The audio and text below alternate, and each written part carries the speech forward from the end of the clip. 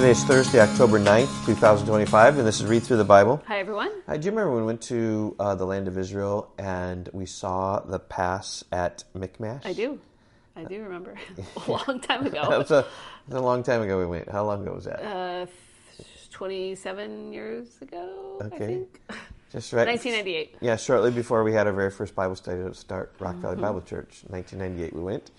And I remember just kind of seeing this passage we're going to talk about here. It ended, we're going to read 1 Samuel 14 today. 1 Samuel 13 ended by talking about the pass at Michmash. Mm-hmm. And so the Israelites are fighting against the Philistines. Saul is their leader. The Israelites are very outnumbered and out-weaponed. Mm-hmm. And it's not looking too good. Yep, but Jonathan kind of picks up the steam and he does some good things here. One day Jonathan, the son of Saul, said to the young man who carried his armor, "Come, let us go over to the Philistine garrison on the other side." But he did not tell his father. Saul was staying in the outskirts of Gibeah in the pomegranate cave at Migron. And probably people knew exactly where that was. Right. Right? Just stayed by Symbol down by the Rock River. Would have known exactly where that is. The people who were with him were about 600 men, including Ahijah, the son of Ahitub, Ichabod's brother, son of Phinehas, son of Eli, the priest of the Lord in Shiloh, wearing an ephod, and the people did not know that Jonathan had gone. Within the passes by which Jonathan sought to go over to the Philistine garrison, there was a rocky crag on the one side and a rocky crag on the other side. The name of the one was Bozez, and the name of the other Senah. The one crag rose on the north in front of Michmash, and the other on the south in front of Geba. Verse 6, Jonathan said to the young man who carried his armor, "Come, let us go over to the garrison of these uncircumcised.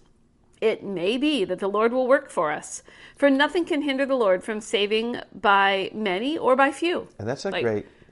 Yeah, some trust in chariots, but we trust some in horses. We trust in the name of the Lord our God, from Psalm 20, and this is very true from Gideon to others. And this is, the Lord can deliver. He can use whatever. Mm-hmm. Verse 7, and his armor bearer said to him, "Do all that's in your heart. Do as you wish. Behold, I am with you, heart and soul." Okay, do whatever you want. I'll be with you. Verse 8, then Jonathan said, "Behold, we will cross over to the men, and we will show ourselves to them.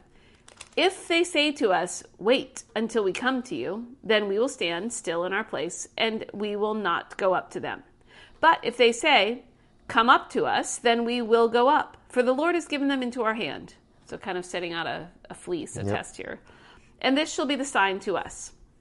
So both of them showed themselves to the garrison of the Philistines.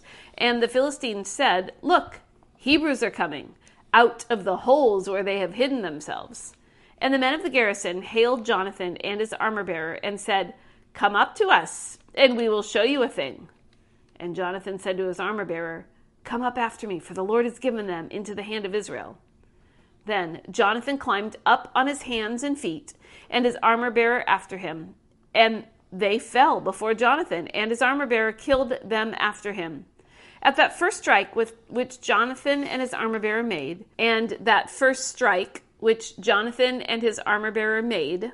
killed about 20 men within as if it were half a furrow's length in an acre of land. And there was a panic in the camp, in the field, and among all the people. The garrison and even the raiders trembled, and the earth quaked, and it became a very great panic. And the watchmen of Saul in Gibeah of Benjamin looked, and behold, the multitude was dispersing here and there. Then Saul said to the people who were with him, "Count and see who has gone from us." And when they counted, behold, Jonathan and his armor-bearer were not there. So Saul said to Ahijah, "Bring the ark of God here," for the ark of God went at this time with the people of Israel. Oh, that's interesting. Yeah. Huh. Now while Saul was talking to the priest, the tumult in the camp of the Philistines increased more and more. So Saul said to the priest, "Withdraw your hand." Then Saul and all the people who were with him rallied and went up into battle, and behold, every Philistine sword was against his fellow, and there was a very great confusion. Now the Hebrews who had been with the Philistines before that time, and who had gone up with them into the camp, even they also turned to be with the Israelites who were with Saul and Jonathan. Likewise, when all the men of Israel who had hidden themselves in the hill country of Ephraim heard that the Philistines were fleeing, they too followed hard after them in the battle. So the Lord saved Israel that day, and the battle passed beyond Beth-aven. So the Lord provided victory, even with just a few of them, just by through confusing and some people jumping to the Israelite side, and just strange. All right. Okay, verse 24. And the men of Israel had been hard-pressed that day. So Saul had laid an oath on the people, saying, "Cursed be the man who eats food until it is evening, and I am avenged on my enemies." So I kind of like Jephthah's vow in Judges. This is a very foolish vow. Like if you're fighting and just says, don't eat until then, you need all the energy that you can have. Very foolish. So none of the people had tasted food. Now, when all the people came to the forest, behold, there was honey on the ground. And when the people entered the forest, behold, the honey was dropping, but no one put his hand to his mouth, for the people feared the oath. But Jonathan had not heard his father charge the people with the oath, so he put out the tip of the staff that was in his hand and dipped it in the honeycomb and put his hand to his mouth, and his eyes became bright. Then one of the people said, "Your father strictly charged the people with an oath, saying, 'Cursed be the man who eats food this day.'" And the people were faint. And then Jonathan said, "My father has troubled the land. See how my eyes have become bright because I tasted a little of this honey? How much better if the people had eaten freely today of the spoil of their enemies that they found. For now the defeat among the Philistines has not been great." They struck down the Philistines that day from Michmash to Aijalon, and the people were very faint, and the people pounced on the spoil and took sheep and oxen and calves and slaughtered them on the ground, and the people ate them with the blood. Because they're starving. Yeah. And then they told Saul, "Behold, the people are sinning against the Lord by eating with the blood." And he said, "You have dealt treacherously. Roll a great stone to me here." And Saul said, "Disperse yourselves among the people and say to them, let every man bring his ox or his sheep and slaughter them here and eat, and do not sin against the Lord by eating with the blood." This goes back to Leviticus 17, where it says, "Life is in the blood, Israel's not to eat the blood." So every one of the people brought his ox with him that night, and they slaughtered them there. And Saul built an altar to the Lord. It was the first altar that he built to the Lord. Verse 36. Then Saul said, "Let us go down after the Philistines by night and plunder them until the morning light. Let us not leave a man of them alive, or let us not leave a man of them." And they said, "Do whatever seems good to you." But the priest said, "Let us draw near to God here." So the priest is reminding Saul to ask God about this plan. So verse 37, and Saul inquired of God, "Shall I go down after the Philistines? Will you give them into the hand of Israel?" But he did not answer him that day. So Saul sensed something wrong if God didn't answer about where they should go or not. Okay, verse 38, and Saul said, "Come here, all you leaders of the people, and know and see how this sin has arisen today." So I guess since God didn't answer, Saul is sensing there's some sin. Yep. "For as the Lord lives who saves Israel, though it be in Jonathan my son, he shall surely die." So if the sin would be found in Jonathan, he shall die. Yeah, or anybody, right? Yeah. Even if it's my son. Yep. But there was not a young man among all the people who answered him. Then he said to all Israel, "You shall be on one side, and I and Jonathan my son will be on the other side." And the people said to Saul, "Do what seems good to you." Therefore Saul said, "O Lord God of Israel, why have you not answered your servant this day? If this guilt is in me or in Jonathan my son, O Lord God of Israel, give Urim. But if this guilt is in your people Israel, give Thummim." And Jonathan and Saul were taken, but the people escaped. Then Saul said, "Cast a lot between me and my son Jonathan." And Jonathan was taken. And then Saul said to Jonathan, "Tell me what you have done."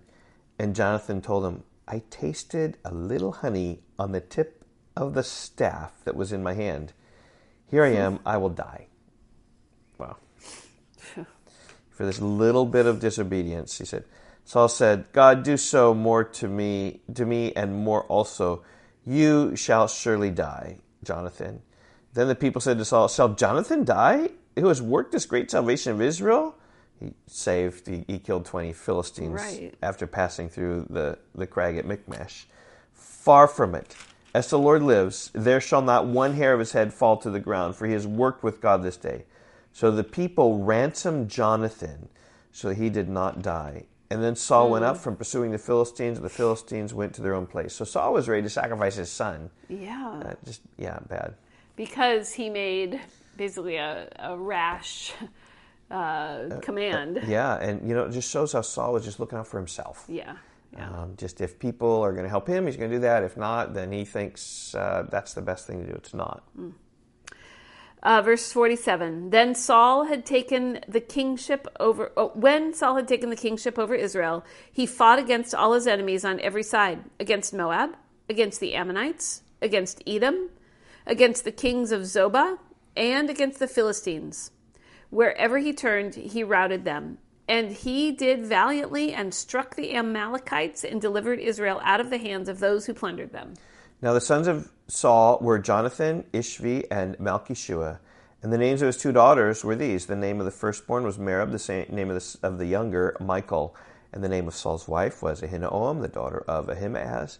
And the name of the commanders of the army was Abner, the son of Ner, Saul's uncle. Kish was the father of Ner, and Ner, the father of Abner, was the son of Abiel.